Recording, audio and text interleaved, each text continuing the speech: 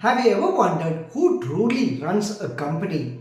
Is it the CEO, the directors, or is there a hidden force making sure everything runs like clockwork? Imagine this, you invest in a company and overnight it collapses. You ask yourself, who was responsible? Who should have prevented this disaster? That's where Key Managerial Personnel or KMP come in. These are not just executives with fancy titles. They are the backbone of corporate governance, the people legally responsible for ensuring a company's financial health, regulatory compliance, and overall success. If you're a business owner, an investor, or even someone looking to climb the corporate ladder, understanding KMP isn't just important, it's essential. So today, we'll uncover the critical role of KMP under the Companies Act of 2013, how they shape a business and why their responsibilities can make or break a company. Stick around because by the end of this video, you'll have a deep understanding of what makes a company legally and structurally sound. Why KMPs are more than just employees. Let's start with a real story. In the IL&FS financial scandal, one of India's biggest corporate failures, the lack of accountability by top executives, including KMP, led to a debt crisis that shook the Indian economy. This wasn't just mismanagement, it was a failure of governance. And when things go wrong, the legal system doesn't just blame the company. It holds KMP directly responsible. Under Section 2, Clause 51 of the Companies Act of 2013, KMP includes first, CEO or Managing Director, 2. Company Secretary, 3. CFO or Chief Financial Officer, 4. Whole-time Director, 5. Any other officer one level below the board designated as KMP.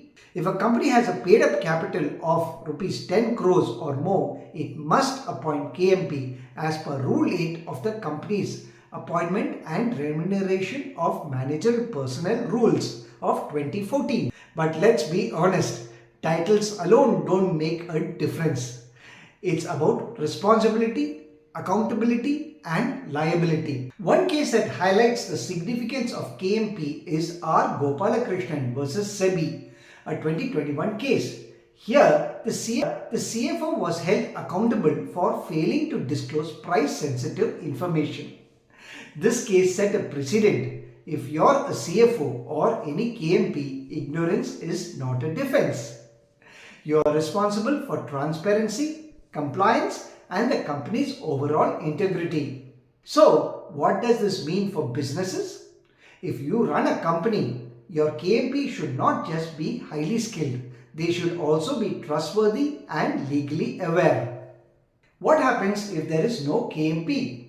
If a company fails to appoint KMP, Section 203 of the Companies Act states the company can be fined up to rupees 5 lakhs. Each director and responsible officer can be fined 50,000 per day until the issue is resolved.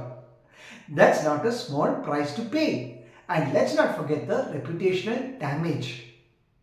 Investors lose confidence, stock prices drop, and regulatory scrutiny increases. But here's something more intriguing. A KMP signature can make or break a legal contract. If a document is signed by someone who isn't an authorized KMP, it may not hold up in court. This is why businesses must be meticulous about who they appoint as KMP. Being a KMP isn't all about power and authority. There's a heavy burden to bear. They face first conflicts between profitability and compliance. Sometimes what makes a company more profitable may not always be legally sound. A CFO might feel pressure to present better financials, but ethically leadership means making the right choice. 2. Personal liberty. If a company is found guilty of fraud or mismanagement, KMP can be held personally liable. In Satyam Computers versus Union of India, a 2009 case, where top executives, including KMP, were charged with financial fraud. 3. Regulatory challenges. The The legal landscape is constantly evolving, making it critical for KMP to stay updated on compliance laws.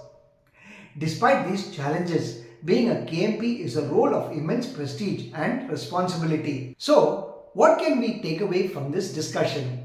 Whether you're a business owner, an aspiring executive, or just someone interested in corporate law, here are the key lessons.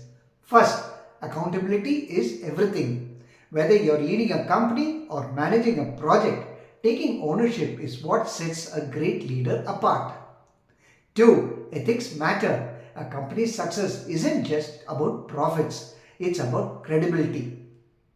Shortcuts might offer temporary gains, but integrity builds lasting businesses. 3. Knowledge is power. Laws change, industries evolve, and the best leaders are those who keep learning. Now, I love to hear from you. Do you think KMP should have even stricter legal responsibilities? Or do they already have too much pressure? Drop your thoughts in the comments below.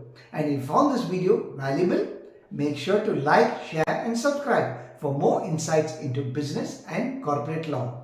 Until next time, stay informed and stay ahead. Take care. Bye.